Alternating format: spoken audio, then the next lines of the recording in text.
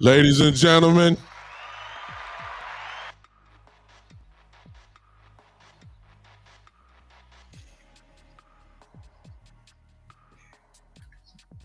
uh-oh. Did he freeze? I think Big Time might have froze. Let's see. Yeah, he froze. So I think we're still live. Hey, so we Big Time will come back in. This is the you got it, Big Time? Go ahead on, brother. Go ahead. You got it. I hadn't even said anything. Well, there he is. Way to fit everybody in. Good Lord, what happened there? I mean, soon as we started, there we go. What's going on, everybody? Let me say it before some crazy happened again. Welcome to the OG podcast that is here and live with you right now. And we are live in multiple places.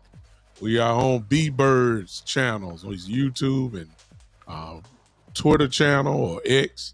We are on Cowboy Joe, who you can't see him, but he here.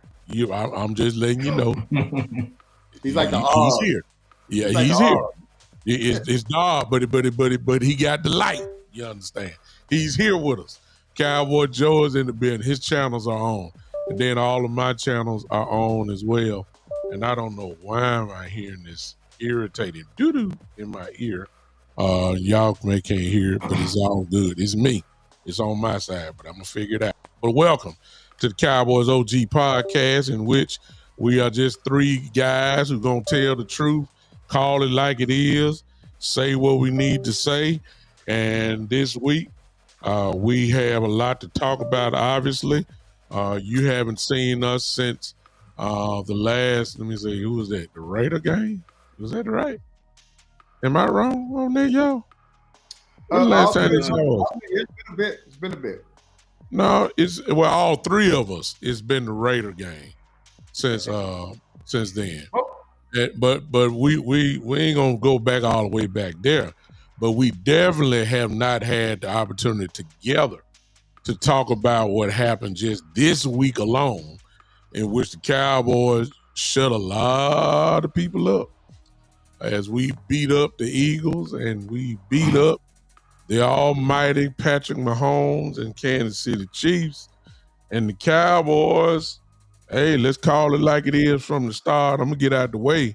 But let's just call it like it is. The Cowboys are pretty hot right now. And it ain't, I don't care what you, all haters, whatever y'all got to say, it don't make no difference. Y'all know what time it is. Cowboys are hot. Cowboy Joe, we can't see you, man, but you got the dance flow. Come on, talk to us. Good to see you guys, and hope you had a good Thanksgiving with the family. It was a tremendous Thanksgiving for us in our household. We had a house full, everybody on the edge of their seats. Of course, we were thankful first for just being together as family, of course, but then we were extremely thankful to get a win from the Cowboys. So my son and my nephew and my daughter, they were on the edge of their seats. I was kind of calm, I must say. But I had to pull them on through. But it was a huge win. The way they came back and won that game, the way they hung in there, it was just a tremendous game, tremendous experience. Yeah. B-Bird? Well, first talk to us, brother. Well, I got a special guest I want to bring on. Okay. My microphone. Got me a microphone, man. Go ahead. Got some equipment. Y'all boys been having the microphones on me, man. My wife said, man, you gotta go get your microphone. So I went on and got me one, man. She let you go get one, man. She let you go get one. It sound good too. Hey, she said Merry Christmas. There you go. Oh, yeah. You ain't getting none on the 25th. But I ain't getting none on the 25th. I wasn't getting none anyway, so I might as well go and get this. Yeah. So I want to congratulate Cowboy Joe. We opened up the 21-day window for him to come back, so he's back early. So I want. Man. Hey, so I need it. Hey, I tell you what, man. With the hey, what's up, Smoke? Me and Smoke was going back and forth on Twitter earlier. I just wanted to give a shout out to him, man. It's all love. We all trying to get to the same place. The Cowboys beating these teams, with the Raiders. Hey, even I said, the Raiders, they're trash, but although we beat them like we're supposed to. Mm-hmm. But I really want to see what we did in the previous games. We had the Super Bowl champions of 2025 and the Super Bowl champions of the Super Bowl's in 2025, but you know what I'm saying. And the Super Bowl champions the year prior to that. And we beat them both. And I think, to me, the score wasn't necessarily indicative of how we beat them. We beat them by 3 both, but I thought we handled ourselves pretty good. The thing that I want our team to understand, the thing that I think our team is understanding is that they're getting confidence that we can win these games, y'all. We ain't got to go in and just give them a good fight and say, hey, we fought well, we came back. I don't want to hear that. I want to hear that you won the game.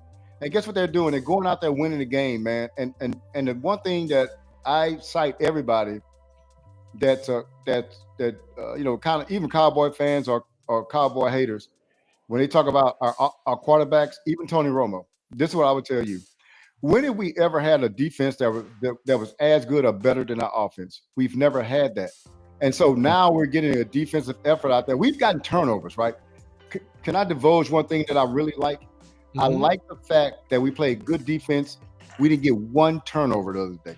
Not one. And so I like that because before in 2022 or 2023, I think we were really turnover reliant. That's what we did on our defense. But those things don't come all the time, especially not in the playoffs. Can you just go out there and play solid defense and win a game? And they're proving they can do that, man. And I love it, man, because again, I say this all the time, 61s and 97s don't sell, but they win you games. So we got to start, we invested in our 61s and we in our 60s and our 90s, and we started to win some games, man. And outside gonna take care of itself. Yeah. What's up, Smoke? I see you, brother, man. I see you over there. Appreciate you so much popping in on us. Thank you for popping in. I guess since we trying to combine the both, I'm just following y'all lead. I'll say that I've been wanting to say, hey, Justin, I see all you guys that's on here. Hello, everybody. I'll say this about both games.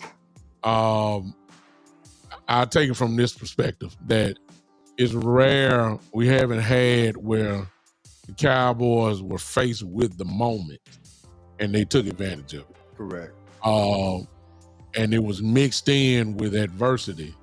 Whether in the Philly game they were down, in the Kansas City game it was pretty much like you had to trade licks. And were you willing to take that last lick and then give it right back? I can't tell you the last time in the as far as the Kansas City game goes where you had the lead and everybody knows that you cannot give the ball back to Mahomes. And they had 4 minutes left and they didn't give it back. Yeah. That ain't what we used to. Where the offense just drives, keeps the ball out of hand. All you got to do is get first downs. You had enough time where you still could be honest with your game plan. You still could pass, even though we tried to give it away a couple times. Dak almost had that interception. Usually the guys make those plays, but Karma finally was in our corner. They didn't get the interception. Pickens catches the ball, gets it knocked out. Turpin running behind, gets the fumble. Usually those are the plays where, we just blow up. You know what I'm saying? It's just always something.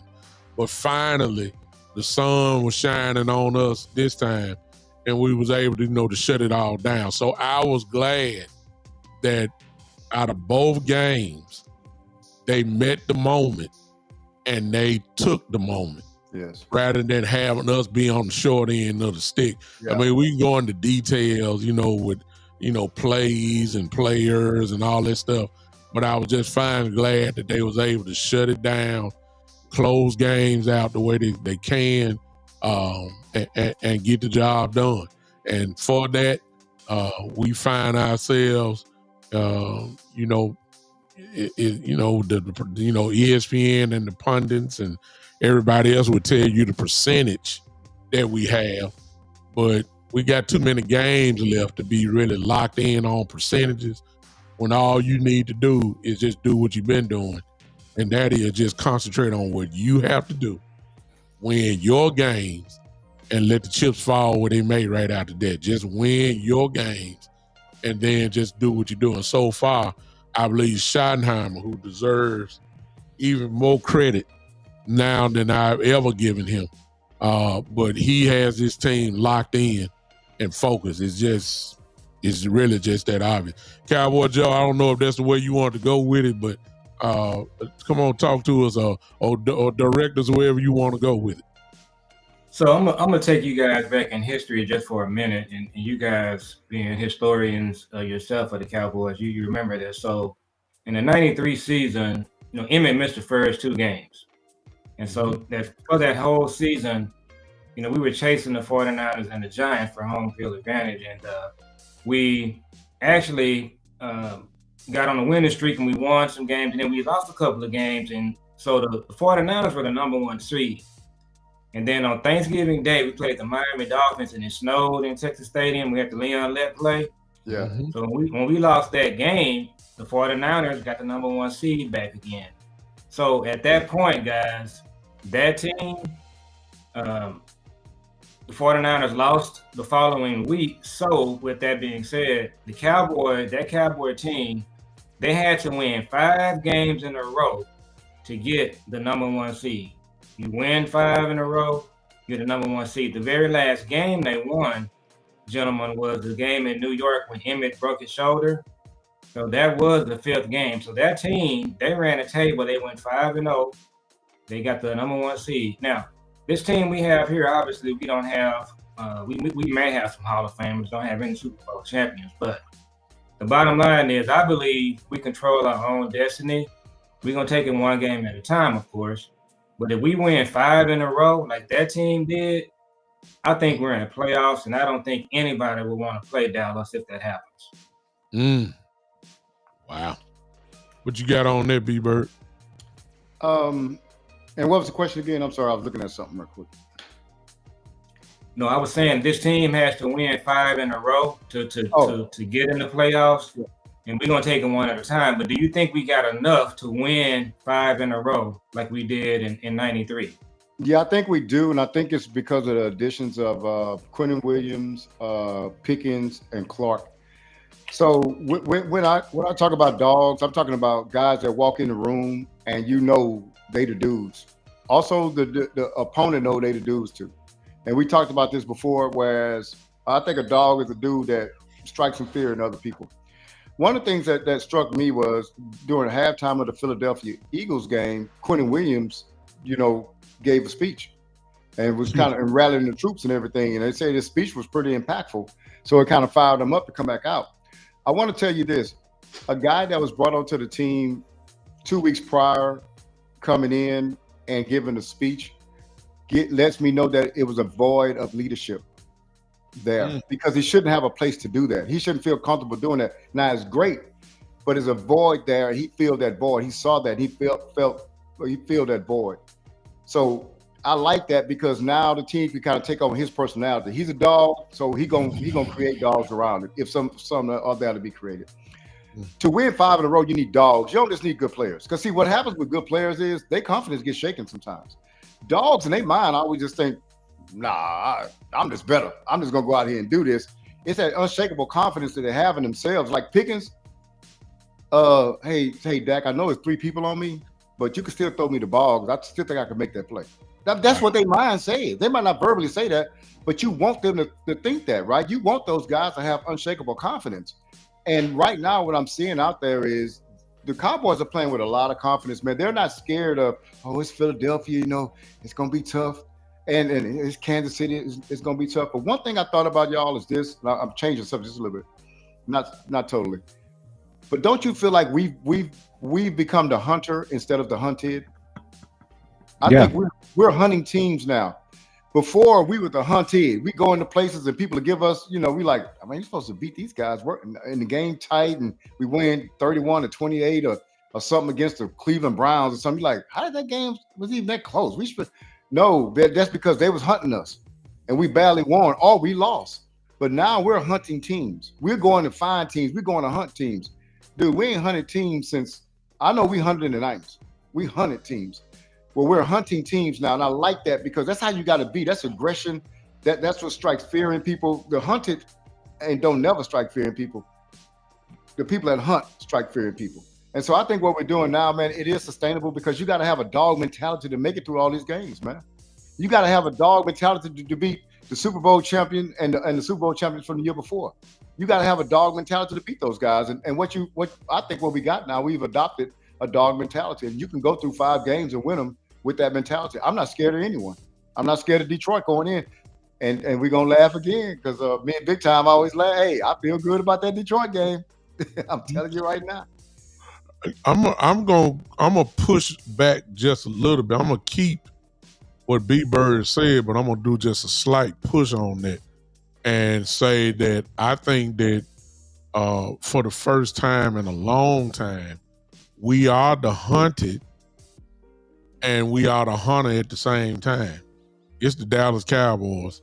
I don't care who we playing. We usually get teams' best shot. Mm-hmm. But in this instance, when you look at the schedule, and we can just go straight to Detroit, Detroit has found themselves in almost of slightly back against the wall type thing too.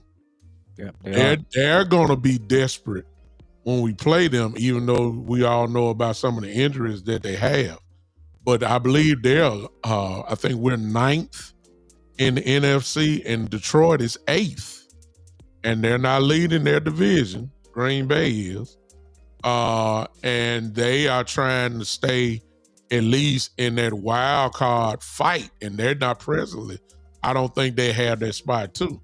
So their game, the game that we have with them coming up Thursday, is gonna be, real big. It's like they hunting us and we hunting them, and it's both teams back against the wall. And I think that from when you start looking, the Charger game, and all that type of stuff. I'm over one game at a time type dude, but our back is against the wall. We can't afford to lose nothing. Some people say, well, you can afford one loss. I don't think it's that at all.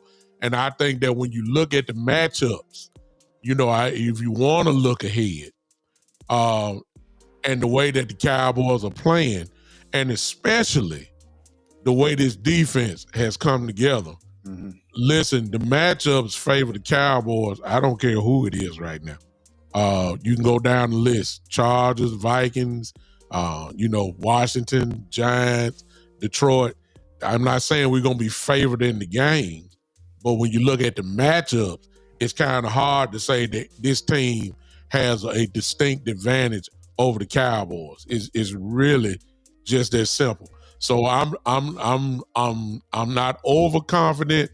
I'm just gonna say, before Quinn Williams got here, if you looked at these 3 games here, I believe everybody in the chat will have to admit it's okay to say it now. Oh yeah. Before Quinn Williams, we looked at these 3 games and we said, boy, we in trouble. We might as well start getting ready for the draft. And in less than 2 weeks, the whole narrative have changed. Yeah. My God, you got Stephen A. Smith saying the Cowboys gonna win this game, and Cowboys gonna win that game, and Cowboys gonna make the playoffs. And the whole narrative have changed, and maybe it's because of the play of certain individuals, but it's mainly because everybody see this defense. Whatever it was before, you can't even count that defense. This is a whole new team as far as defense goes. You can't charge Quentin Williams, DeMar Overshown, and Logan Wilson what happened in weeks 1 through 5. They weren't here. It was Sanborn playing. You see what I'm saying? It was practice squad cornerbacks playing. Well, you can't charge these guys with this. But since they've been here, and you seen Clowney lose his mind, this it's a whole new game now. And so I'm like B-Bird. I already got my mindset on this Detroit game already, and I'm looking forward to it. I'm looking forward to Thursday night. Yeah. Go ahead, Cowboy Joe. So shout out to Joe Tranchina. He brought up another streak that I had forgot about. So he says in 2018 we were 3-5, we won 8 in a row. So that's kind of what we're looking at here, guys. And one thing I want to add to this Hunter and Hunted thing, quietly. Now we know that the 49ers, the Steelers, that's the OG rivalry that we talk about all the time. And then you got the Eagles, the Giants, the Commanders, of course. Another team that's sneaking into the rivalry sphere is the Detroit Lions. The last couple of games we've had with them, we had the one in Dallas here a couple of years ago, which was a great game. I think it was a Saturday night game. They came in here last year and they just ran us out of the gym.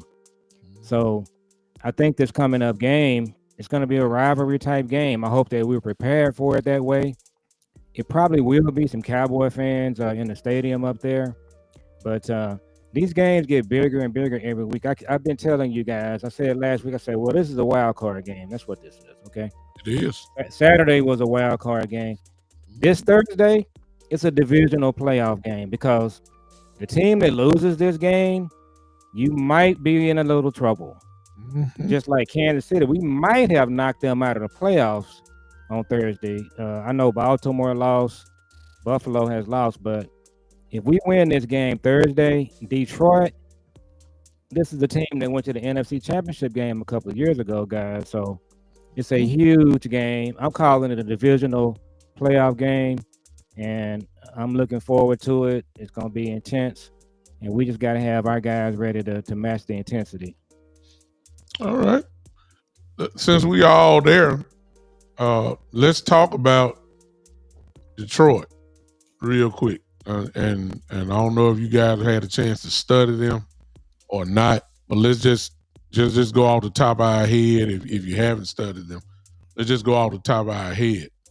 The first thing that is obvious about the Detroit game, I don't know if our chat knows or not. Hey, and again, I appreciate everybody who's in here. Thank you, everybody. Everybody on the channel. We got a lot of people in here.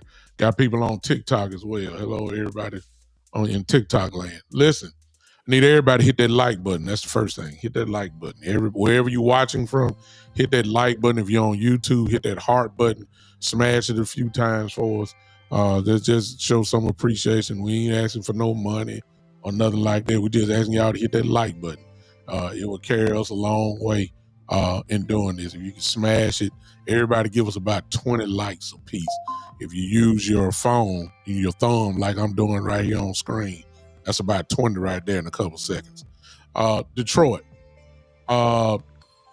Detroit is coming into this game limping. They're hurt everywhere.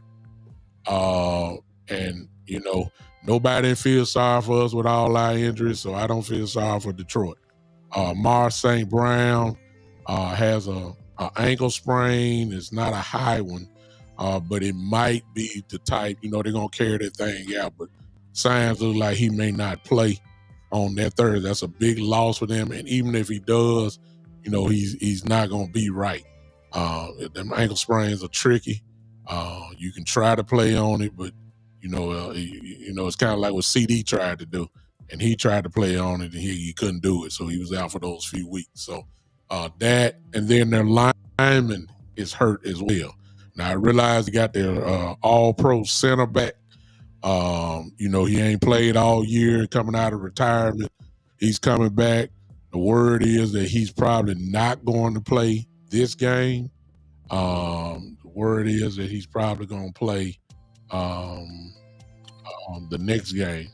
I see Cowboy B-Bird just went through there. Let me get you back in. All right, there you go. All right. You just pop back out. Let me get you back in, B-Bird. Okay. I got you. What's going on here? Right again, yeah. What you doing, B-Bird?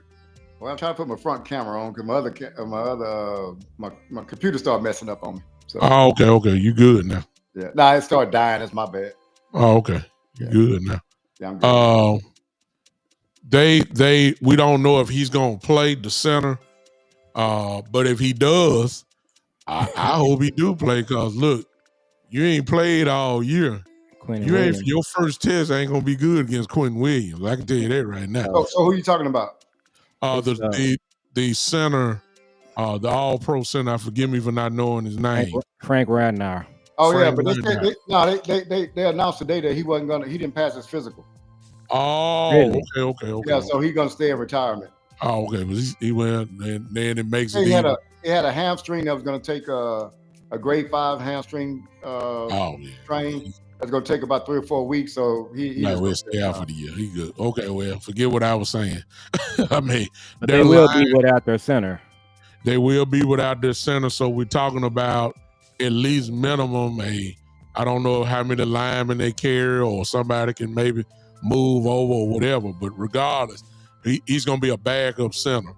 Whether they do use a practice squad guy or they call somebody in, it's somebody that hadn't played all year, and your first test is going against Quentin Williams or Kenny Clark. Pick your choice. That's not a good way to come back and play. So that's an advantage off the top for us. I'm calling that right now. With St. Brown not playing, if he does not play, then obviously that's a huge loss. We're talking about an all-pro receiver who's dangerous. and then that leaves Jameson Williams, who's gotten loose the last few weeks. But what they do have, and it ain't no joke, is Mr. Gibbs, their running back, and Mr. Montgomery, a legitimate 1-2 punch from running the ball. So it's obvious to me what needs to happen.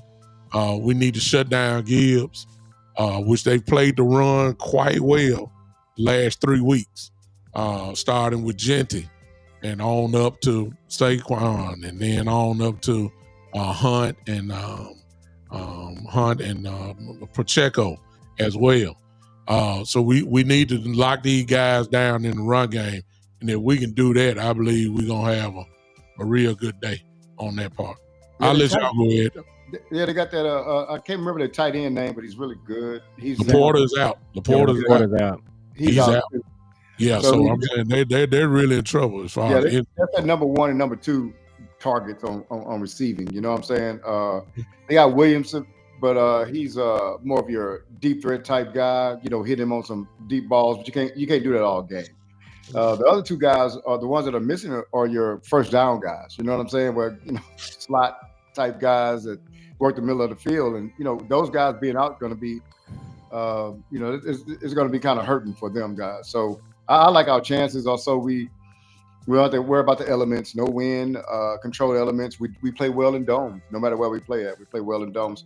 One of our most impressive games, I don't know if y'all remember, Minnesota was on a good run a few years ago, and went down there and beat them. I think it was 41-3 or something like that in Minnesota.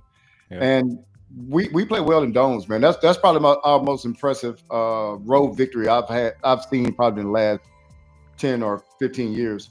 And it was inside of a dome. So we're going to a dome up there. Expectations are not going to be real high for us from the public. I think we play well with less expectations. I think that's going to change around too. That's a mental softness to me. But I think when you get dogs on your roster, you can play it with pressure on you or off of you. So I think I just look at some good things that we're going to do this week. Our arrow is up, man. We're getting guys back on defense. It's not just a trade, but it's Overshawn. It's our safeties that we got back. It's the effect that Quentin Williams has on our defensive line, just making them more effective. I think the whole thing is just all gelling together, and they still don't know how to play well. They still don't know how to play together yet because they haven't, played together enough time to gel. But then you actually might get Diggs back too, and we can get Diggs back, 90% or 95% of what he was, man. Now we cooking with some gas. Yep, I agree. I think I want to talk about Shoddy a little bit as it relates to Dan Campbell. I've watched the Lions quite a bit the last couple of weeks, big time. And what stands out to me is that Dan Campbell is really just, kind of overcoaching. He's costing them games, going for it on 4th and 1, 4th and 2 in his own territory. So I'm going to be curious to see what kind of adjustments he makes, because he's really been hurting the ball club. And with Shoddy, just kind of going back a little bit the last couple of games, there's still some things, I'm calling it clean up on aisle 3, that Shoddy needs to make adjustments on. We saw him still handing the ball off to Turpin in the backfield, which is a scary play, I believe. So, and then getting down in the red zone, Shoddy is still wanting to throw the ball a little bit versus just running the ball with Javonte. You get down on the goal line, it's 1st and goal. You got to hand the ball off to Javonte a couple of times, and if you're gonna throw it on 3rd down. But I think Dan Campbell is going to be a big key in this game, because he's kind of taking over the play calling, I guess I understand, and so that can be a positive for us. But yeah, the matchups, I like the way they look, and this might be a game where Diggs can come back in and be on a pitch count and be effective. Maybe Diggs and Savon Rivell can kind of spell each other until they both get in that full play mode. Let me throw one last thing about that. There's another tremendous matchup that I think we're gonna see, and that is Jared Goff is a sitting duck. Yes. not worried about his mobility. And if you watch the last 3 games, or if you want to really put a real target on it, if you want to say ever since Williams has got here, it is so obvious that the pressures at least have went through the roof. Last game, I believe everybody, I think Clowney had 2 sacks, but he had 6 pressures. Izaraku had 5 pressures. Clark had 4 pressures. Dante Fowler had 3 or 4. Everybody was putting major league pressure. Nobody's not been able to stop anybody since Williams has gotten there. Everybody is, the pressure game has went up. And certainly with these backup linemen in here that we're going to see, I believe that there's a real good shot that we're going to mess Jared Goff up. I ain't talking about injuring him. I'm just saying that I think we're going to be in his face all night long, because it's just no way that you're going to be able to handle this D line, especially with backup guys. I'm just saying I'm putting my money on that quick, that we're going to put Goff on the ground, which has been a problem because he gets the ball out so quick with them short passes. But I want to go kind of like what I think Cowboy Joe kind of went to it. I want to give props to Eberflus. And I know that ain't popular, especially on this panel here. But, when you get dogs, like B-Bird said, when you get dogs like this, your defense going to be look a whole lot better. And sometimes you can run the same scheme, but because you got some dogs in the positions now it looks totally different than what it was. But that ain't what I want to give him credit for. The Kansas City game, everybody knows Eberflus loves zone. He didn't run a whole lot of zone Thursday because he knew that if you ran zone against Mahomes was going to kill you. Yeah. Everybody knew that. So what did he do? He went man a whole lot. And look, Diggs wasn't playing. He had, Bland was there, but he had guys in there that, you really like, oh, God, please, hope he don't get tore up. You know what I'm saying? But he was going man, and I got a feeling we're going to see some of that this week, because Goff can kill you if you just playing a lot of zone, and, of course, if he got time. But you need to man up on the, I ain't saying the whole game. I'm saying we need to man up, but I will give kudos to Eberflus because he was willing to do stuff that he usually don't do. And that, I thought that was a sign that saying, okay, I know what I got on defense. I know what kind of players I got.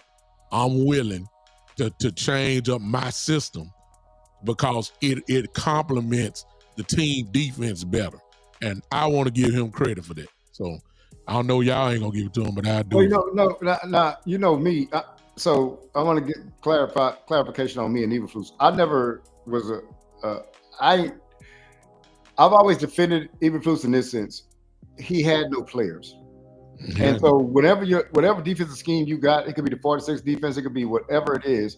If you don't have talent on your defense, then it's not going to look good. So one of the things, they've given him the talent now, right? So now it's starting to look better. And so I've never really been a Eberflus basher. I still, hey man, my essence of me being on the internet is from the front office. But I've always felt that the front office did them a disservice by trading away one of the most dynamic players in the league right before the season started. That wasn't his game plan. Hey, I'm going to go in this season. I'm not going to have Michael Parsons take this job. That never was in his game plan. But they've given him players, and he's bended a little bit on his philosophy, and those things have come together in a good time to where they've been very effective on the field. Yeah. Yep. So I've probably been the most critical of Eberflus on the panel, but I've also said that when he gets when he plays well, you're going to give him credit.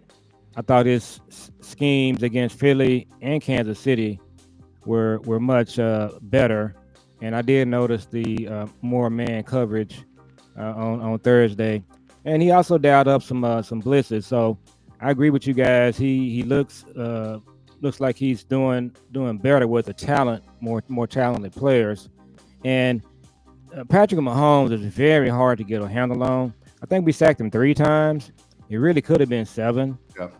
He got away from us a few times, but Goff is not going to be able to do that. So somebody, SDJ 1100, Absolutely, he got 7 sacks in there. Brian Thompson has got 5 sacks. Yeah. I think that's where we're going to end up at because Goff, he's not Patrick Mahomes, but big time, you had it right. We do have to be mindful of how quick he gets rid of the ball. And what that means is if he gets rid of the ball real quick, guys, your corners can't be 7 and 8 yards off the receiver. Yeah. You got to be, when that ball comes out, you got to be up on the receiver to make the tackle.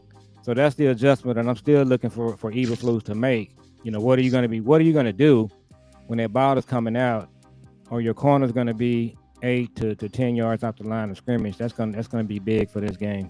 And so let me give the audience and y'all my thought process on this. So who is the best quarterback playing right now in the last, say, 7-8 years? Well, you start with Mahomes. Yeah. So I've always liked Josh Allen myself. Yeah, but you got to give Mahomes because he won the Super Bowls. Josh ain't been there. So right. Mahomes. And then you say who's the GOAT of all time, and then I was gonna say Brady because he's. Oh yeah. Yeah. So has Brady had a better defense? Had better defense than Dak Prescott? Yes. Yeah. New England was number 1 defense in the league when he was. Yeah. So has Mahomes had better defenses than the Cowboys? Yes.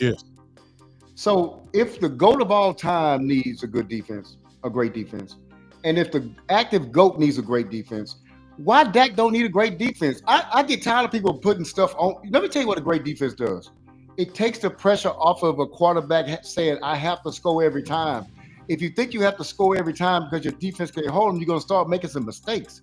Mhm. You're going to start taking some chances, doing some things. But you know what you might do sometimes? I'm going to throw this ball in the dirt. Why? Hey, we got to come back next series. It was 3rd and 10 on my own 20. Ain't no sense of trying to do this.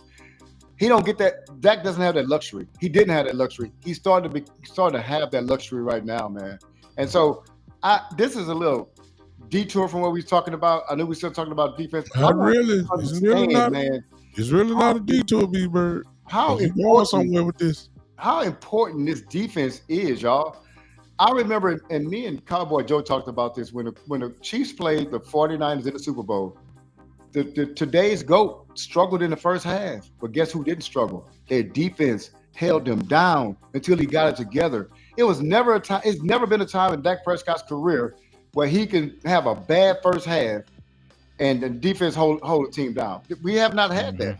We've had it the last 3 games, man, and that's because Quentin Williams is coming in and changing some things, man. I love it. One thing I want to say, because somebody said something earlier, his name is Jay Bryant. He said that we talked about that void of leadership that Williams filled, and I wanted to say something too. I was a Parsons fan when he was here for his play on the field. Some things off the field I didn't like. I think Williams' leadership is going to be better than Parsons' leadership. I thought Parsons' leadership was more talk, more instead of action based. You can't have a podcast and talk about your players and stuff and still go in that locker room and think they're going to respect you. They're not going to do that. You know what I'm saying? And you kind of isolated yourself away from everybody else. But I don't think Williams is that kind of guy. I think he wants to get everybody in on this thing and not just, try to get everybody, rally everybody around him. It's just let's rally everybody. You know what I'm saying? So I think a void was filled when Williams got here, but I think it's going to be better than it was last year and the year before. You can kind of tell with the players already. I just think we play with a lot more confidence out there, man. As far as the defense is concerned, I like what I'm seeing. I hadn't seen the defense play like this. And again, it's not an interception-based defense. I do not like turnover-based defenses. I like turnovers, but I like us to play solid defense. And if we get turnovers, that's cool. I don't want to be playing defense just to get turnovers because if we don't get them, you're going to struggle. Go ahead and speak on that because I'm gonna come back to what B-Bird said because he don't know it, but he don't went into deep water with this one. So we saw it in the Philly and Kansas City game. The Chiefs got the ball at midfield, I believe, a couple of times, B-Bird. Yeah. And we were able to hold them out. And if I'm not mistaken, the same thing happened in the Eagles game. So you're right on point. That's what I'm saying with this defense. I'm really impressed with Jadeveon Clowney. He was somebody that I wanted the Cowboys to acquire, a few years back. What impresses me about him? He's one of those guys. He just knows how to play. He ain't really got to probably watch a lot of film. He probably ain't even got to practice. I'm sure he's a great practice guy. But the guy just knows how to play. He knows angles. He knows plays. He knows where to be. And I'm just extremely impressed with him, of course, along with Quentin Williams. So, but yeah, I think we do have the defense now that when we have to punt, and punting is a good thing, guys, in some of these games. That's what I want Shotty to clean up on. Sometimes just rely on your defense. You got a good defense now. Go ahead and punt that ball away. You don't need to be going for it in your own territory. And just let these guys line up, have confidence in your defense. And I just think that we're going to get better and better every week. And so we might have the defense, B-Bird, that will be able to do exactly what you're saying. Mm-hmm. Wow. I want to go back because we could spend the rest of the show here and go to the next show. Chat, I need all of y'all to get involved on this one. Because we've come to the point of a moment of honesty. All right. If you've been following my show and you've been on my show for a long time, you have heard me talk bad about Jerry and Steven. If you've been following Cowboy Joe and his son Jules, you have heard them go at Jerry and Steven. If you've been following B-Bird's show, you have heard B-Bird go at Jerry and Steven. And previous to the Raider game, all of us went at Jerry and Steven and said how horrible this defense looked. You got to do something. You have to do something because it'll be a waste to have this type of offense. And you just waste it by not doing anything. I need everybody to be honest right now. I need y'all to give me a grade on what y'all feel the general managership job of Jerry and Steven Jones is right now. I started off. I'm talking about defensively because you heard B-Bird say we need the defense. I ain't worried about the offense. We all know about Pickens. I could throw that in, but I ain't talking about Pickens. I'm just going strictly defense. When Williams come in, it opened up everything. And I said it on the show last week. Somebody lied to y'all. It said that one man can't make a difference. Well, in this case, it did. He did. Because it opened it up for everybody. When you add in an Overshawn, bring him back in. When you bring in a Logan Wilson, when you bring in a Jadeveon Clowney, who looked like he done found the fountain of youth again. I need y'all to put the grade in now. Because, see, we talk bad about Jerry, man. We did. I did. But I got to tell you, I got to give him an 8 right now. Because he hit the jackpot, whether he was forced to do it, whether he was, I heard him talk about he wanted to get Williams and trade Micah for a first and all that. However way he got it, and we're seeing the result from the trade of Micah. You might as well throw in Kenny Clark because no Micah gone, no Kenny Clark. So right. You done brought in Kenny Clark. You done brought in Clowney. You done brought in Williams. You done brought in Logan Wilson. Those 4 right there by itself is good. I ain't talking about the guys who done came back from injury. Now look at this defense. Now look and see what done happened. And to go to B-Bird's point, that Dak never had. But it goes deeper, B-Bird. It goes deeper, Cowboy Joe. What it did, at least this season, and I'm praying to God he stays like this, but you can't ask for too much. It changed the philosophy because the Cowboys always traded for the bottom up guys. You know what I'm saying? That you talking about guys you ain't never heard of, and guys from the XFL and all that type of stuff. They never went from the top down. I mean, we done went and got all pros. Yeah. We done went and got guys that got names and still got gas in the tank. Yeah. Usually they'll get a name with a guy that you know is on the tail end. No, Kenny Clark still got plenty of gas left. Williams got plenty of gas. I was gonna say Kleiner on his last leg, but he proved me wrong. Kleiner looks like he done found a fountain in the youth. Logan Wilson still got gas in the tank. So this is a total philosophy change. They inserted dogs in, real dogs. Yeah. And the real dogs usually make immediate impact. Yeah. And that is what we are seeing, which totally goes against. Forget Dak, man. He didn't do this for Romo. No. He didn't do this for Romo. The last time somebody did something like this was Jimmy Johnson. Yeah. That was it. Nobody else. Jimmy Johnson got Charles Haley. You know what I'm saying? Now, I give Jerry credit for going and get Deion Sanders. I give him credit for that. But he ain't never put this much, infusion into a defense. And come on, I might as well come on with it. When last time you seen them go get somebody like Pickens?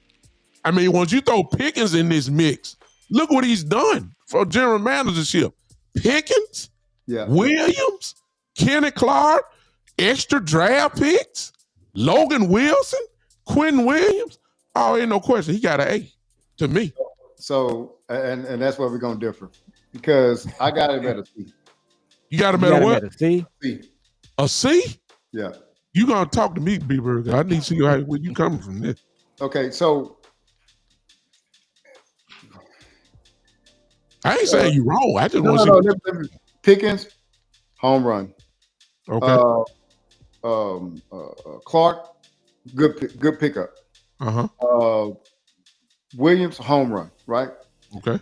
The issue I have with it is that how do we come about getting this, right? Like, so is this in his nature? Is this part of a program that he uses to say, hey, this is what we do every offseason? No, the track record say no. That's why I said it's a philosophy change. No, but I don't think it's a philosophy change. Okay. I think what it is an embarrassment of two things happen. Micah got defensive player of the month at Green Bay, and they're winning, and we can't stop people from getting 40 points a game. So it was embarrassing, man. It was a juxtaposition against each other of this guy I let go that I said wasn't worth it is doing all this over here, and look at what we're doing over there, and we can't get pressure on the quarterback. So I have to go and do something, right? I have to make a move. I'm losing the crowd. So he went and got those guys, and it worked out. We've been lucky before. We've been lucky with Tony Romo. We've been lucky with Dak Prescott. We didn't plan for those guys. If we'd have planned for those guys, we'd have made more provision to get them. We got lucky in getting them. They didn't, even with Pickens, I had more confidence in Pickens than they did because they didn't even try to renegotiate a contract before they got him.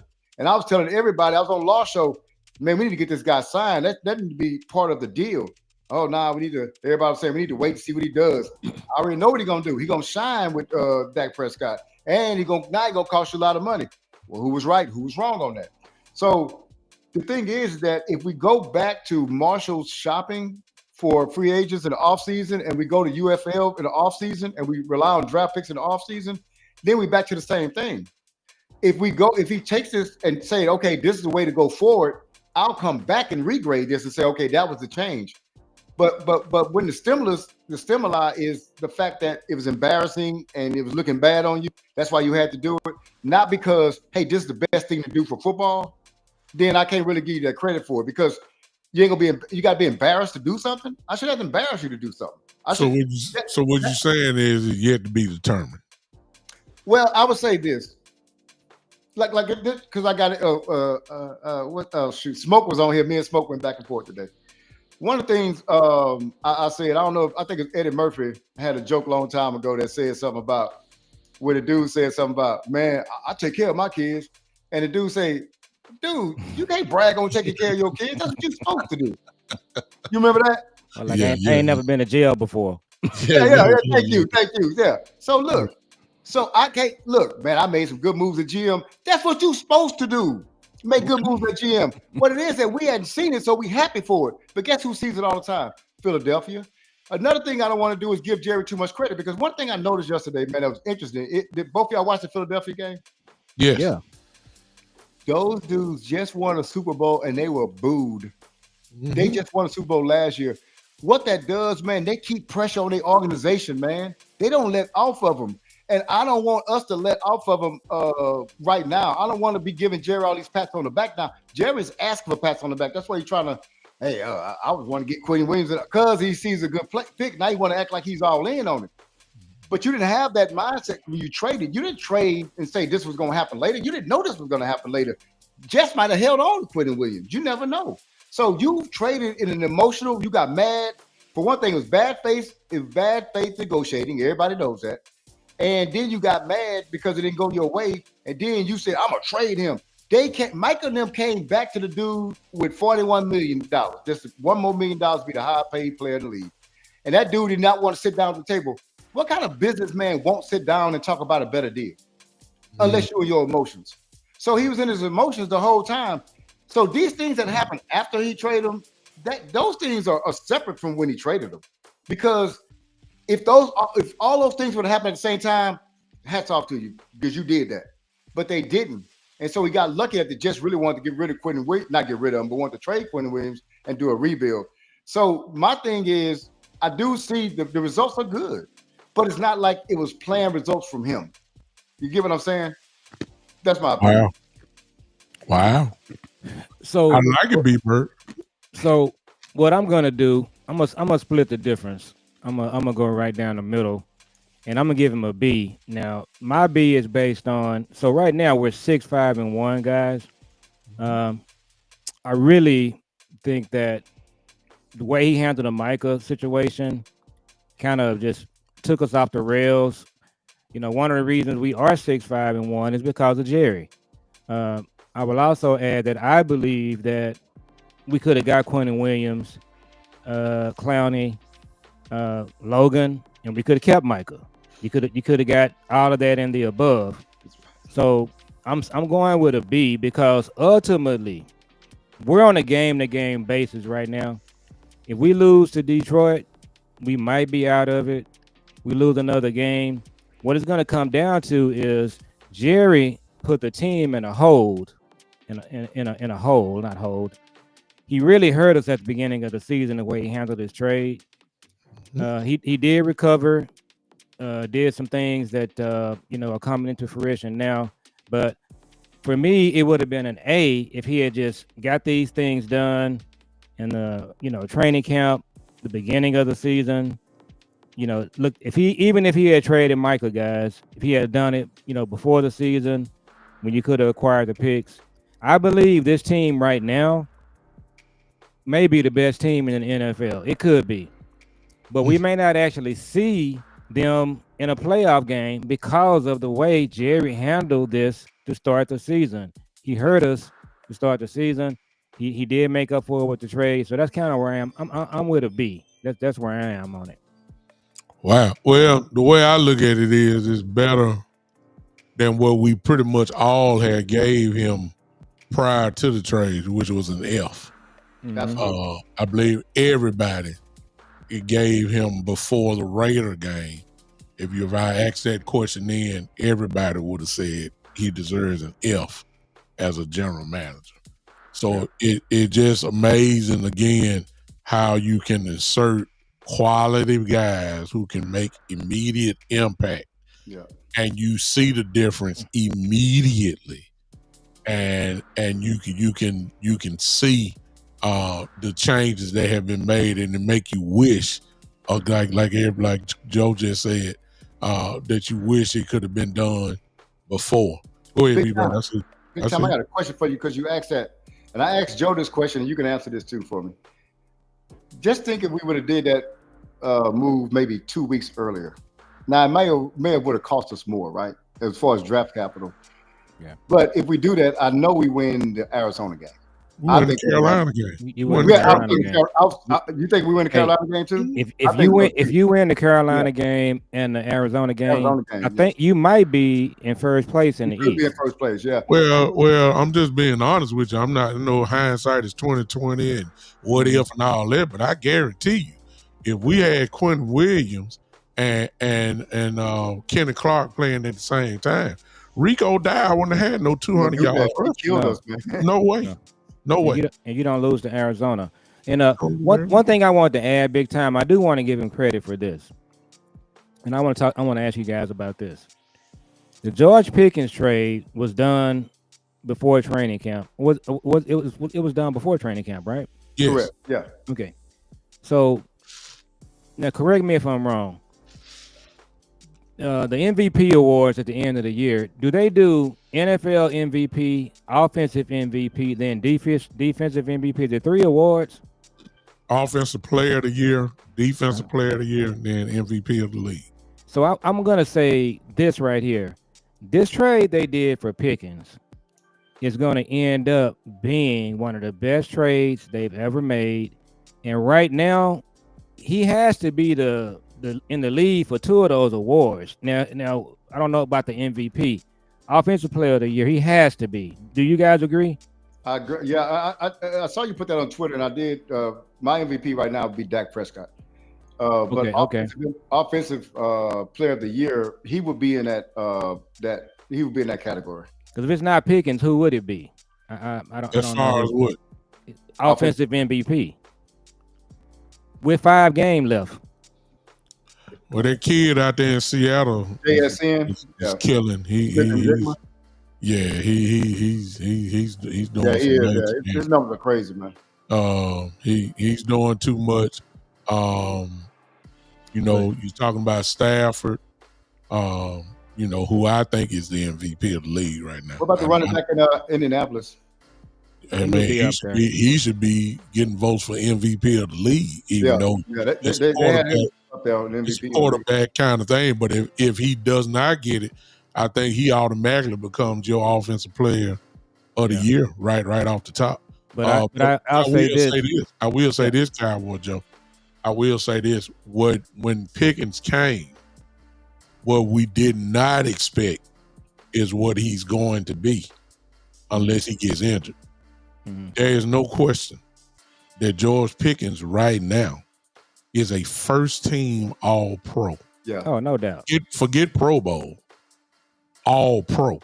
Yeah. I'm talking about it should be the kid from Seattle, and it should be Pickens for your first-team All-Pros. It's not Jamar Chase. He was injured too many games. It's not Justin Jefferson this year. Mm-mm. He was hurt too much. I mean, both of them got bad quarterbacks too now. He had a quarterback, I'm saying, this year. So it's not the usual 2 guys that's there. It's not going to be CD, as far as first team goes, because he missed 4 games or so. So that ain't going to happen either. But Pickens and that kid from Seattle have just dominated so far. And it's going to take a whole lot to bring him down. So nobody expected Pickens to be what he is right now. And he's just about the best. Can I say this too, man? I have to say this. I didn't expect him to be first-team All-Pro, but I expect him to be competing with CD as far as numbers on our team. The reason why, man, is because I wanted this dude. He was my favorite in the draft that year. I wanted him, but he went in the second round before we picked, so it wasn't even our fault, right? I think we picked the lineman. I can't remember who we picked that year. And it just didn't fall to us. I said, God, I really want that Pickens dude because I knew we needed somebody. He was more Dez-like to me in mentality. But for what he did with the lack of quarterbacks he had in Pittsburgh, I was like, this dude is playing ball down there with nobody. And that dude get over here with us, man. He gonna ball. And that's why I was afraid of. I wanted to sign him first. And I think we could have got him at like $28 million a year last year if we signed him to a 4-year contract for, $108 million or whatever that would be, $28 million a year. And then we go with it. But I don't know how much it is, but I think it's running $12 million. So Aisha Morrison, sorry, B-Bird, Aisha Morrison, shout out to her. She posted this today. She said that she believes that Pickens should ask for Jamar Chase money and so I don't know how that's going to go with Jerry, Not especially gonna with the agent. work down from there. It's just a negotiation. You Yeah, know, yeah. That's definitely no good. I don't blame him. If he did that, I don't blame him. Yeah. I mean, when he come to the table, I mean, he gonna have a nice resume. But what you got, with those contracts, what you have to do, y'all, is this is what Philadelphia does. They pay a lot of the money up front and then and make the contract, the actual cap hit lower, and they put some of the big cap hit in the later years so they can have their team together right now. The Cowboys can still that's how they get all these players on the team. They pay them the money up front, and so what the Cowboys with the Jones have been hesitant to do is give money up front because they're afraid that if somebody get hurt, they gave them all this money, and they, but you can't really worry about that when you're competing against somebody like Philadelphia because they're gonna run circles around you as far as player acquisition if you keep putting those locks on your players like that. That's why they could have signed Micah really and lowered the cap hit, but they didn't do that. When it comes to that, and time gonna tell. Everybody talking about the franchise tag, which they can do. And I'm quite sure if push comes to shove, that is what they're gonna do with that. He's just not gonna play on it. I don't think he's gonna play on it either. But if you were to go long term, I think the Cowboys are gonna go a little bit different because you still have, the Cowboys are famous for making villains out of guys when it's contract time. Absolutely. And I'm quite sure that they're gonna. Yeah, I know. We zapped out. We lost everybody. Oh, we did? Okay. Yeah, but hopefully they'll come. Boy, there they are. They back right there. Okay, I got you. He's fired for that. I don't know what's going on, y'all. But anyway. But no, that's the content creators. That's where we come in. We're not going to allow them to do that. Content creators, two things that we're not going to allow. We're not going to allow them to talk about this. We only got so many pieces of the pie nonsense. Sure. We're not doing it. We're not going for it. And we're also not going to let you disparage these players. And they look like us every time they do this. So we're not going to allow that. Yeah. I'm leaning somewhere. I believe that they'll lean heavily on whatever him and CD got and had the suspension for, or they'll say, well, this is what we heard about in Pittsburgh and you did this. So they're gonna use that against them. So which means if I were them, and then you really only got 1 year of this type of play. Not saying he's not gonna do it again. I don't think they're gonna sign him to no gigantic long year. It's not gonna be a problem with the money. I think the salary cap next year they're already estimating to be over $300 million. The money is gonna be there. I ain't worried about that. The question is, how long do you sign them for? And I think that if this is just me, if you're worried about giving X amount of years to them, then go ahead and shorten them up. But you're gonna give them a whole lot of money in those short years. If you do a 2-year deal with them, it's got to be at least 68, 69 million. Because that's gonna average out to be $37 million a year. I know you're gonna ask for Chase money, but I'm saying somebody's gonna play the role like, I just can't give you 4 years now, 4, 5 years. I gotta have one more year, because you only played 1 year. All that's gonna come into play. Yeah. You know what I'm saying? And I don't know if you want to play with them or not like that, but I'm just saying that sounds like something Jerry's gonna do. So go ahead. I'm sorry. What they did with Hutchinson in Detroit is, I've said this before.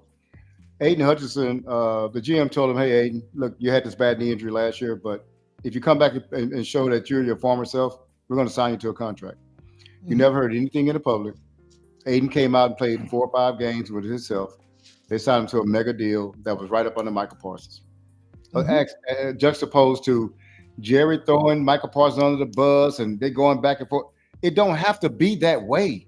It does not. What that does not do is help your locker room say, hey, man, if I go out and perform my butt off, if I go out there and show out, I'm going to get what I'm supposed to get. So let me go out there and perform. I ain't got to worry about all that. Instead of, what? I perform good, man, so they're going to come at me. Ain't that's think about that. That's what they're really thinking like, man, I got 6 interceptions. I know I got to hear it from the Joneses. But the problem, though, B-Bird, is that's the way they do it. They did Zeke like that. They did Amari Cooper like that. Yeah. They tried to do Dak like that. They done, the only person they got, DeMarcus Lawrence. The list go on and on. Yes, was the worst. Who was that? They did They Dez tried to like say that that. they tried to say they Yeah. had a video of Dez Yeah. was fighting his mama or something, doing something. Yeah. But there never That's, was a video. yeah, they're gonna make a villain out of you when it's money time. Even the great Zach Martin on that last one he did. Before then, he can get his money. But I'm just saying that's the Dallas Cowboy way, and they praised them all this year. To make no mistake about it, other than that little whatever him and CD missed out. Other than that, everybody has said he's been a great teammate. He's been an A-class type of player. He's an impact player. He does all of this stuff. He's done the right thing. He helps bring cats out of the tree. He helps children with coloring books. He does everything right. But then as soon as it's contract time, he was speeding with a bicycle. You understand? He sped he hit somebody too hard on a go-kart. I mean, he just can't do no right when it's contract time. Look here. Before contract time, here's the perfect example. We didn't even call his name out. Good Lord, before the contract talk started with Michael Parsons did no wrong in Dallas. No wrong, period. And as soon as it was time for contract time, look where he is now. I mean, they made him the ultimate villain. I mean, without a doubt. So, all of this is gonna come up in a few more weeks. Let me put it that way. What about the residual after that, though? This is what the Joneses don't care about, because even if you re-sign the guy, now you split the fan base. You know what I'm saying?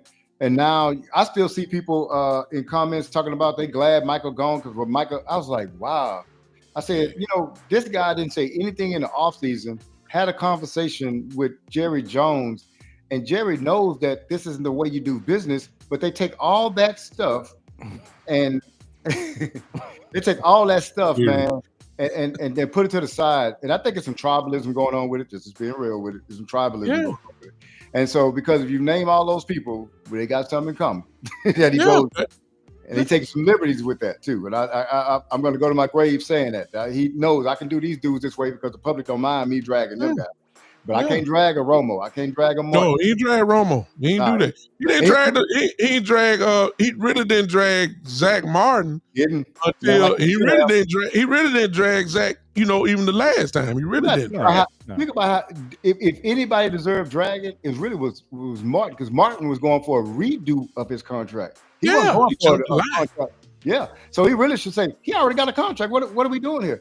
Or throw some bad stuff out there on him, and he was late to a meeting. He was, nothing, man. And so it just don't have to be that way. I tell you what, whenever Pickens come up, everybody knows that, hey, this guy here helped the team. He's the heart and soul of the offense basically now, or the emotional. But I will say this, and I don't mean to keep interrupting, but I think, Brian Thompson put this comment up here, and look at this comment. See, Jerry pays attention to this stuff. That right there. Yeah, now he does. He pay attention to that right there. Okay. Let me tell you something. Jerry, this will be the first time probably since Dez that if there's any type of something about him not being in Dallas, this fan base will go completely crazy. Yeah. Pickens, I don't think it's been that strong since Dez left. Now, Cowboys fans have definitely fallen in love with Pickens. No question. I don't think it's not too many people that don't say, well, no, let him go. No, not this dude. No. Some of y'all said let Michael go. Some of y'all said that. Pickens pretty much got the whole fan base around him and teammates, because Schottenheimer has said, we need him on the team. Dak has said, we need him on the team. So it's going to be quite different this time. You ain't going to be able to, you might try it, but you're going to feel some wrath on this one here. So I'm sorry. Yo. I got an odd question to ask you. Jadeveon Clowney and Calais Campbell. Maybe because I'm old, I've been wanting them dudes for 5 years, man. Both of them. And every time I bring it up, they old. All they do is keep making plays. The only thing wrong with Jadeveon Clowney is the year he was born in. He's playing better than 25-year-old dudes. but he did it last year. He's been doing it the last 5 years for different teams. I'm like, this dude has been productive everywhere he went. And everybody just keep calling him, Calais Campbell, the same thing. Like, y'all call him but he keep making plays. But the thing about Jadeveon is going to be this. He is having a real good year right now. And it's going to be an argument if he stay on this path. He's going to be in consideration for a Pro Bowl berth himself. Yeah. And he's on a 1-year deal. He's going to get a raise, but how much is he asking for? Yeah. And see, that's going to determine where Jadeveon Clowney ends up. Because he may be in a position saying, look, I'm on the tail end of my career. I'm going to the highest bidder. The guy gets some money. It's going to be some more teams that's going to offer way more than what the Cowboys going to offer him. So I can't blame him considering that, he's on the tail end. Oh, yeah. I would love to keep him, but I think Clowney going to be a case of he going to go to the highest bidder. I just got that feeling. I want to just throw this in there. We was talking about Grade and Jerry earlier, guys. So I kind of look at it this way. We all, big time, you're an educator, and we all know how this works. So I think his grade, Jerry, for me, it's more like a midterm grade. But the final exam is coming up. So the final exam is going to be how you handle this Pickens contract. The final exam is going to be, can you get Clark re-signed? That's what it's going to come down to, because we know the people that have been studying this, I've already seen it. I can tell you who they are. You're familiar with them. They know how to get this salary cap done, where you could sign Pickens, you could sign Clark.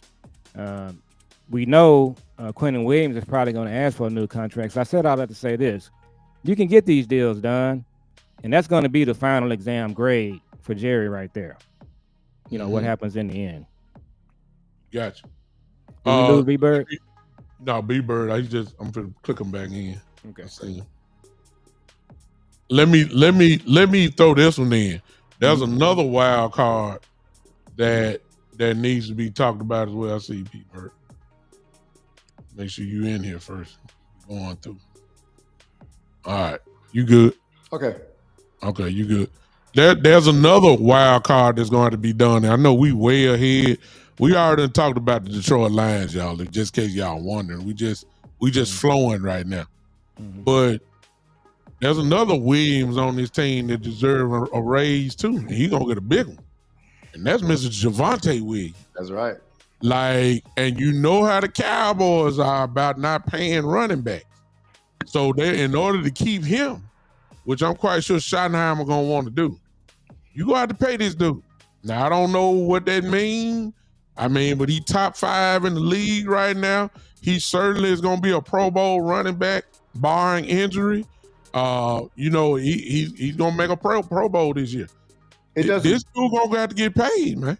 Yeah, it doesn't break you to pay a running back, though. The thing is that the market has been so devalued. But I am of the idea that it's been so devalued, you should have 3 good running backs on your team at all time, because it don't cost you that much to have 3 good running backs on your team at all time. And so say he gets $18 million over 2 years or something like that. You know what I'm saying? Yeah, that's a good contract for Javonte Williams for a running back, whatever. Yeah, that's but good. The Cowboys don't like paying $9 million for no running back. Yeah, I know. You see what I'm saying? Yeah. And by the way, guys, I'm telling you right now, and this is looking way ahead. If we drafting at 14 and Jeremiah Love is there, I'm taking him.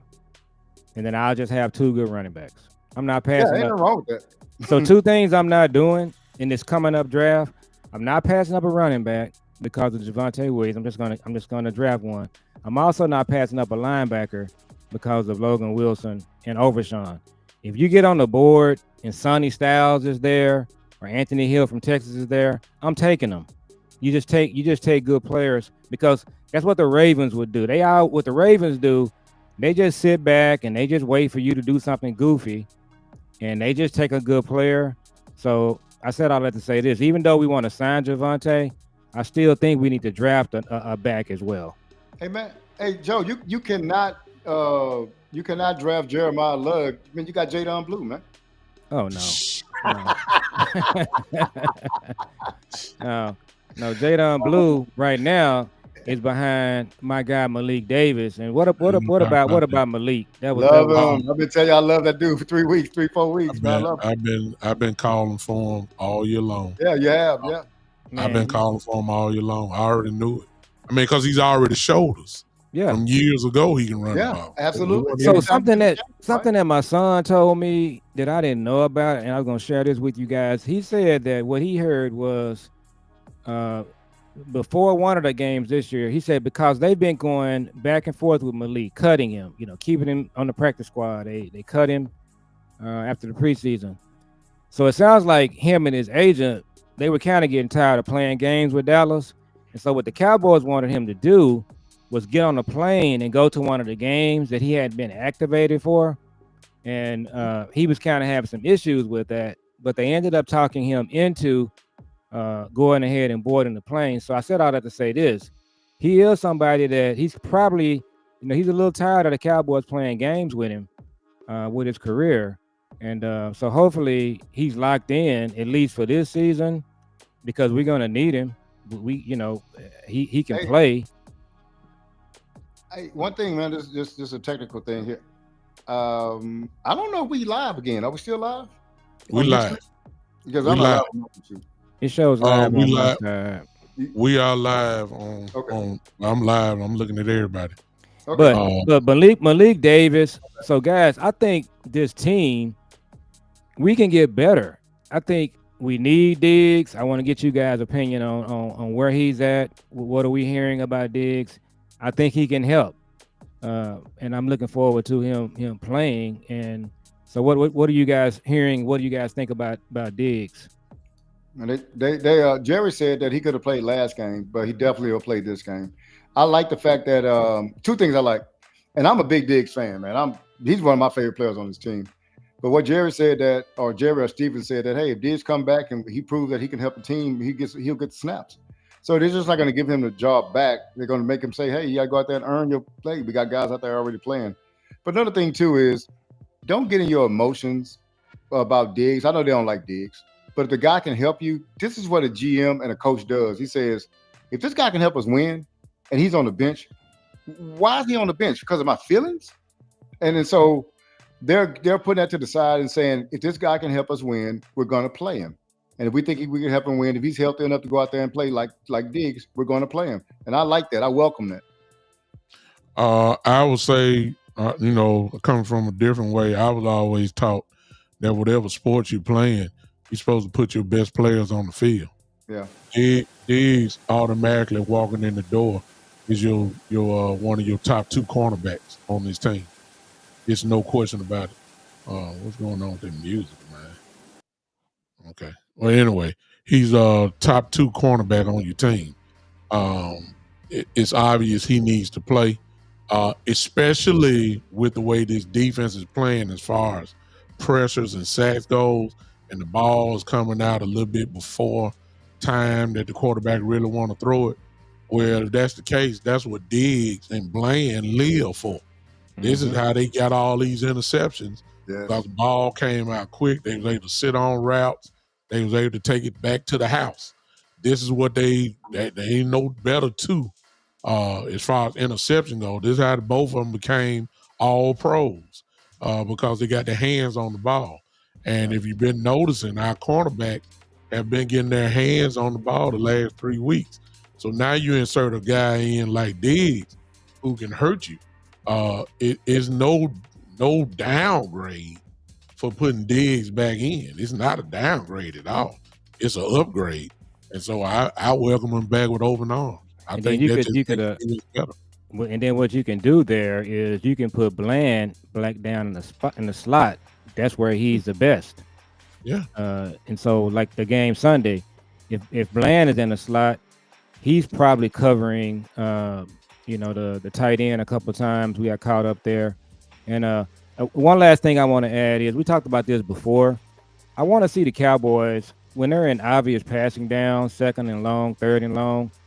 I think they need to take Murray and Logan Wilson off the field and put Bell there. He just has more range. He can cover better.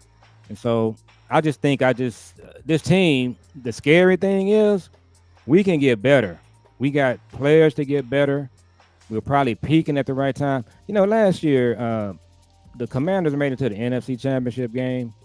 Uh, I just think that could be us this year. If this thing falls the way I think it can fall, we could be that team that makes it to the NFC Championship game. Anything can happen, but we gotta one game at a time. But if I think we control our own destiny on some of this, and we just gotta win each one of these games. Wow. Go ahead, B Bird. Go ahead and give your final word. Cowboy Joe. So yeah, my final word is I'm excited about what's happening. Looking forward to next Thursday's game. It's for all practical purposes, it's a divisional playoff game. The team that wins this game is going to be great. The team that loses this game, it's going to be some trouble. So I hope that our coaches just get our guys ready to play, get them, because this team does not like us. They are part of the rivalry now. The Detroit Lions, they right behind the Eagles, the Giants, 49ers. They up there now. So let's realize this is a rivalry game. They're gonna try to punch us in the mouth, and let's show up and play like it is a rivalry game. So that's my final words there. Well, we got a few people. Detroit got a few people missing, man, and they're top flight guys. They're missing on that offense, and their centers out. So we're catching them at a good time. We play well on turf inside, so that's not going to be a problem for us. We got a few dogs on our team, and that's starting to run through our veins now. So it's what I mean by that, it's starting to become part of our DNA, and it's starting to affect everybody else. So those three dogs are gonna make other dogs on this team. Not all of them, but some of them will gonna convert over to dogs too. I think I like how we playing now because what it is, when you got the dog mentality, you have confidence also. You believe you can go anywhere and win. You can put snow, rain, sleet. That's what dogs, they go win in everything. And that's what we got now. So like me and Big Time said the other day, I got a feeling. That feeling's been right, man. The last 3 weeks. I just think we're going to go in and we may win a close one again. We may be up by a couple of scores, and then they score at the end just again to make it tight. And then we hold on to the ball and do what we do. I feel good about it. I'm not afraid of Detroit. They're not playing on fire. They've been susceptible to losses this year too. And so, we're a different team than we were week 1 through 5, man. We're a different team now, not just mentality, but physically out in the field. So I feel good about us winning, and I think we're going to win. Hey, I want to throw in one thing real quick, Big Time. No, go ahead. I think we are undefeated when we wear all white on turf. So if the Cowboys are listening, I know they decide these things earlier. If they come in there with that all white on that turf, it's a wrap. It's a wrap. Wow. It's a wrap. The all white, all right. White helmets. All right, Chet. And I asked the panel again this real quickly. Since y'all done heard what we had to say, and I'm quite sure y'all gave y'all own analysis of Detroit, need everybody to put your score in now. We're going to go and put y'all on record. Everybody in the chat, let's see where y'all head is after these couple weeks now. You've heard about the injuries that Detroit has. You're hearing about everything. You're hearing about the Cowboys. Saying like Diggs is coming back. That makes your defense even better. Give me the score of what you think the game is going to be this Thursday night, next Thursday, I'm sorry, against the Detroit Lions. B-Bird, I don't know what happened. It did not get him. It should have. What's that? Was there somebody that asked? B-Boy said you're not streaming. Oh, yeah, I don't know what happened. I don't know what happened. I got him here, and he is not. He says you're off. Everybody else got reconnected for some reason. Yeah, mine didn't get reconnected. That's all right. We'll catch you next time. That glitch happened. It knocked me off. Yeah, that look here. I told you, B-Bird popular. Look at it right there. Look. What'd they say? Look. Finally saw the face to the voice, B-Bird. First time catch you live. Won't be my last. Yeah, B-Bird is a legend, man. He is. Listen, he was a B-Bird is a legend legend. in chat. We just glad he finally decided to do his own show because he has so much knowledge. He's a great And it only took me about 6 content months to creator. get a mic. Yeah, all Hey. he did, he just needed a mic. That's all. Hey, then hey, I'm gonna tell you something funny. So I saw B-Bird on with Henny. Was it last week? Yeah, right. I said I'm gonna keep my eye on B-Bird. I'm gonna see what kind of words he gonna say.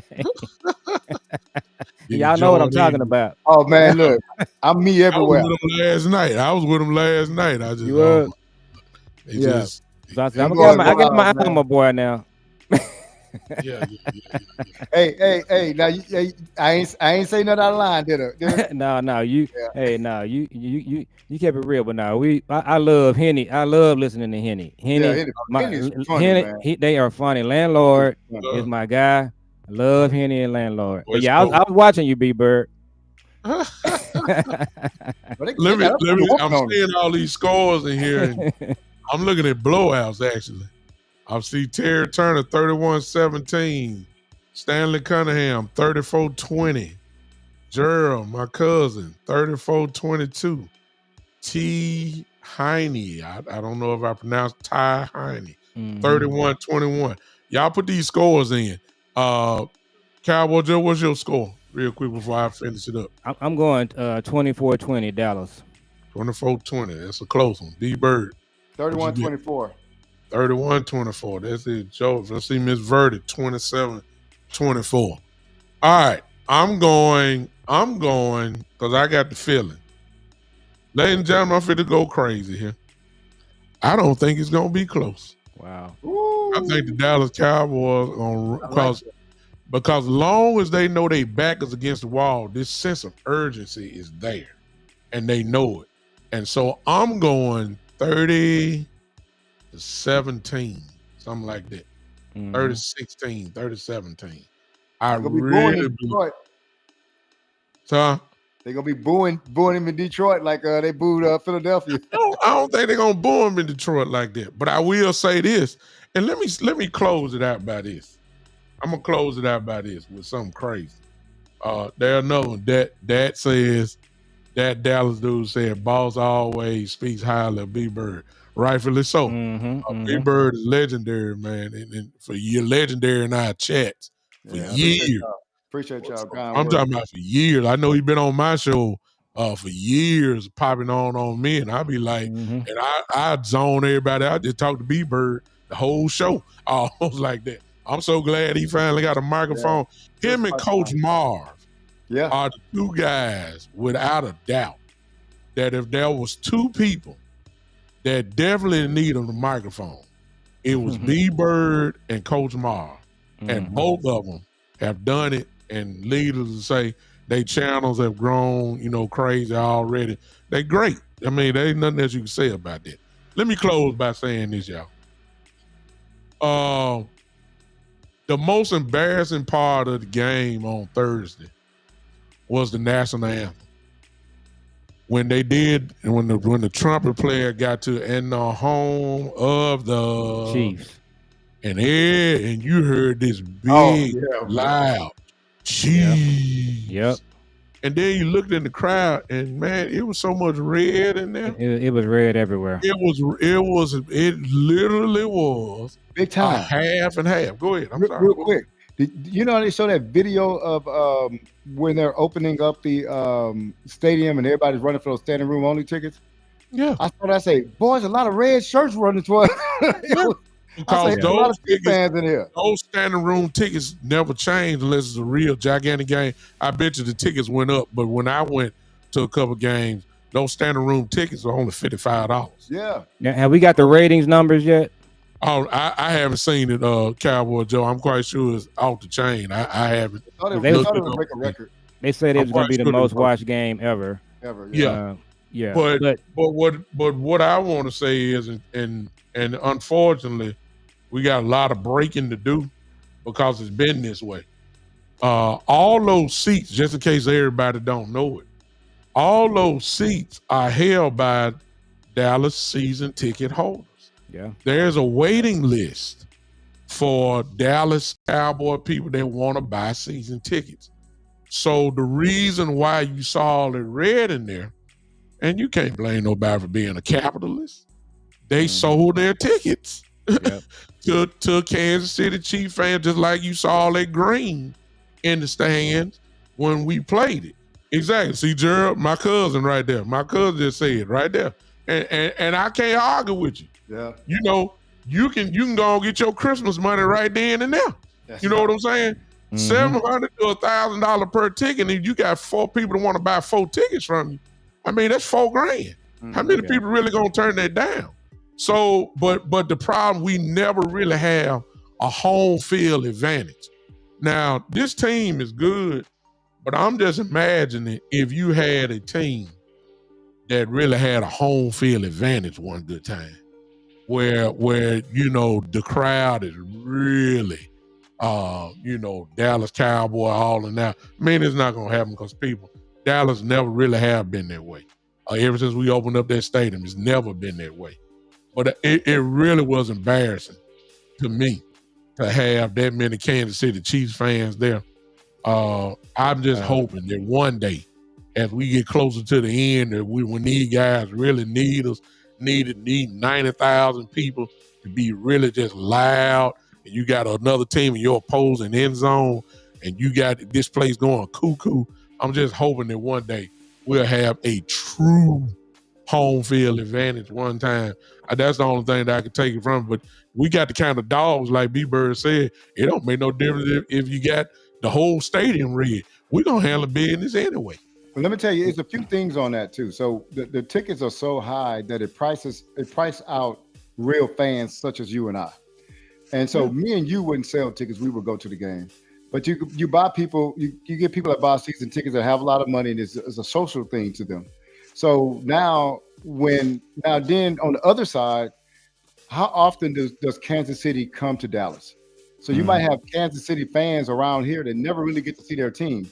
And then say they're in Arlington and Houston and Corpus and all that, and they're saying, hey, I can just drive 4 hours to go see Kansas City. At the start of the year, they get those tickets, buddy. And so it's that thing, like if it's the Giants probably would never do that or anything like that because we come there all the time. But you got this phenomenon of that's like us, like if you go to the Chiefs travel well. That's what you're trying to say. We play Jacksonville. You saying the Chiefs fan base travels well, and they do. Yeah, and the fan base is already here. They're going to go because they don't get to see their team a lot. That's like if the Cowboys play at Jacksonville, well, the Cowboy fans gonna go to Jacksonville Stadium because we that means we don't have to drive all the way to Dallas to see them. We ain't got to fly. We can just drive down from Georgia or Florida or whatever to go see them. So it's a phenomenon that when that happens and the team is good, Kansas City is good, they're gonna go see their team. That's how it's gonna be hard to stop them from going to see those guys. Oh, no question. I was just being a homer. You're right. I just wanted there. Cowboys, Steelers, Packers, 49ers, that we everywhere. So it don't make no difference where you put us. We gonna flood out the place. It never fails. You know, and the Chiefs are in that category as well. So that's why you saw, like B Bird said, especially since we got a lot of bandwagon Chief fans who just became Chief fans in the last 4-5 years. You know, they all State Warrior fans. Golden State Warrior fans. You know what I'm saying? Stuff like that. You know, that's what you saw. And it was impressive. It really was impressive to see that many Chiefs fans in there. So hopefully this Thursday, because I know we loaded in Detroit. It's Cowboy fans there. Yeah. Hopefully the Cowboy fans flood out that whatever name that state, Ford Field, whatever it is. Whatever that and hopefully we can cheer on our boys there. Guys, that's really all I got. Yeah. If y'all got anything else, we can go. We're good. It's been a great show. Man, appreciate y'all, man. Again, it's always good to get with you guys, man, and just talk some football, brother. Cowboy football. Great show, man. A great show. Always a pleasure doing it with the brothers. Great having all of you guys. I think this probably is our best show, considering the numbers that I saw early, at least from my channels. Definitely, our show together. So I'm really anxious to see how many it's going to be, at least on my YouTube channel. Hey, I want to give a shout out to Cowboy Joe, man, for hanging in there. He wasn't planning on being on here long. Look, he's been on here about Joe working injured right now. Man, I'm playing hurt. I'm playing hurt. So I appreciate your prayers, man. Everything went well. I got one little thing that's kind of nagging, and we're gonna have to kind of we might have to do another little thing here coming up, but just praying over the next few days that this thing that I'm talking about kind of goes away. Yeah. And so that procedure I had, they had like stuff, tubes going down your throat, and they had a thing in my neck, and that's kind of what's kind of messing up. But other than that, everything went great. So that's why I'm kind of off screen, and my neck is kind of swollen. So be praying about that. I know Big Time Show is a powerful praying brother, and Yes, B Bird is a deacon. So Yes, we'll need it, and I appreciate the prayers, guys. man, appreciate you, man. Thanks for fighting to hang with us, man. We're gonna go. Oh, Well, yeah. we'll see you guys. Hey, I'm quite sure B Bird and Cowboy Joe will be doing shows this week leading up to the game Thursday. Of course, I will be as well.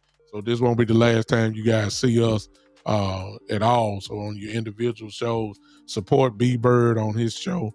Support Cowboy Joe and his son, the Fascist show there. Most of you already follow B Bird as well as me. Let's subscribe to everybody's channel, and we'll see you guys a little bit later. B Bird, I'm about to call you and talk about what we talked about earlier. Okay, yeah, no problem. I'm about to call you about that now. Right. Joe, get you some rest, man. Appreciate you, man. Okay, man. I appreciate it. I'll check with you guys later. Well, holla at y'all. This is